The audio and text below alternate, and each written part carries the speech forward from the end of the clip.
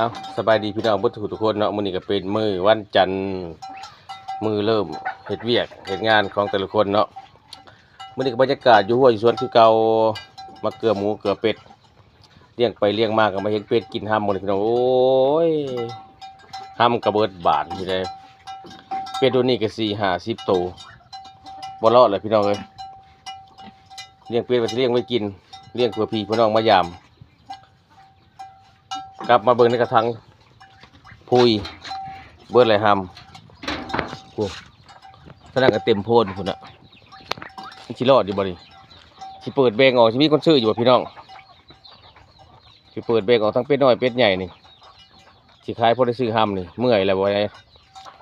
บ่ไว้เลี้ยงนี่รุ่นนี้ก็25 ตัวพี่น้องเอ้ยกูอันนี้กินหัวอาหารอันนี้ฮะวันนี้ผมอยู่หัวอาหารเอาให้กระเปียนเอากระเปียนให้กินน่ะก็เลี้ยงไว้ว่าสิพอได้กินได้ปิ้งได้เก็บเลยพี่น้องบ่ไหวแล้ว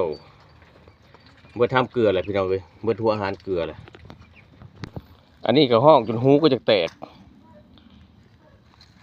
เจ็บประสาทได้โซ่เลยอยากไปน้ำงัวเมย์พี่น้องเลย